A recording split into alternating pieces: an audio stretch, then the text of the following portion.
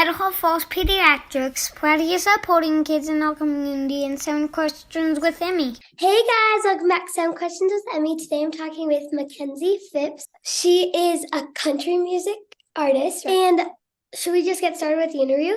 Yes. Okay, question number 1. How did you get your start in the music industry? Well, starting from the very beginning, I started singing when I was 4 years old, and my family was very musically oriented. So I was around music pretty much my entire life. And I was just very fascinated with music in general, as well as just instruments. And I was fond of the piano at a young age. So when I was 10, I started taking piano lessons. And then from that point on, I started doing my own shows when I was 14 years old. So I kind of started at a very young age. I always tell people 4 is my lucky number since I started singing at 4 and doing shows at 14. And then I started learning guitar when I was 15. And I had just made my way throughout, Virginia, West Virginia, Ohio, North Carolina, just the sister states, because I'm originally from Virginia. And up until recently, 2 months ago, back in June, I moved to Nashville.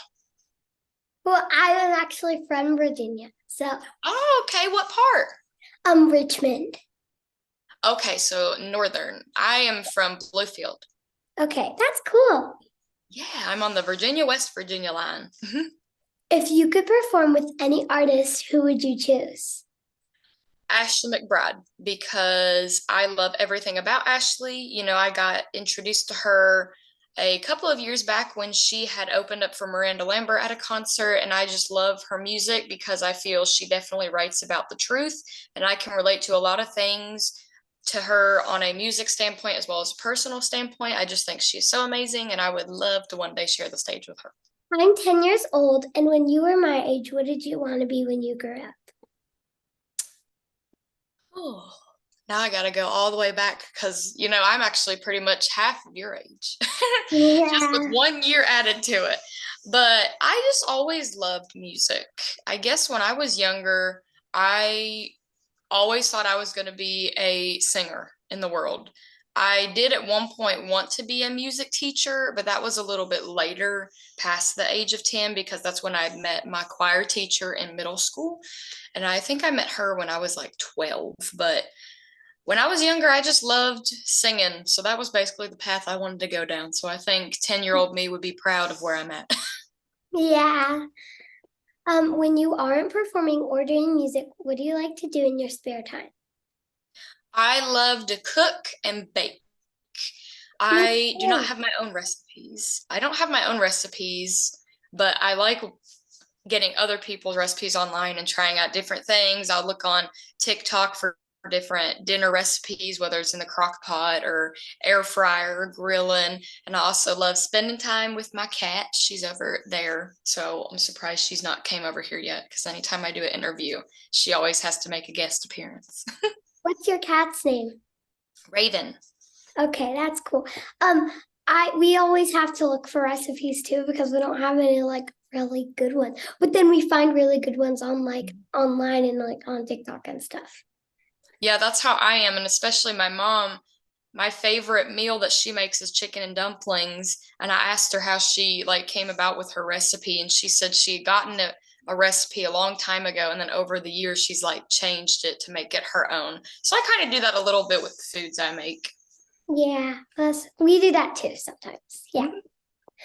Have you ever been to Idaho and tried our famous potatoes? And what's your favorite way to have a potato? I have not been to Idaho. And you actually just brought up a very good point to me that I did not realize potatoes are a very big Idaho thing. Because if I think about it, like Idaho russet potatoes. So that really just piqued my interest there. I love potatoes. Potatoes are like my favorite vegetable. I think everybody in the world probably their favorite vegetable is a potato, even though we probably don't consider it a vegetable because it's a big carb and all that. But I love mashed potatoes, but I'm picky with my mashed potatoes.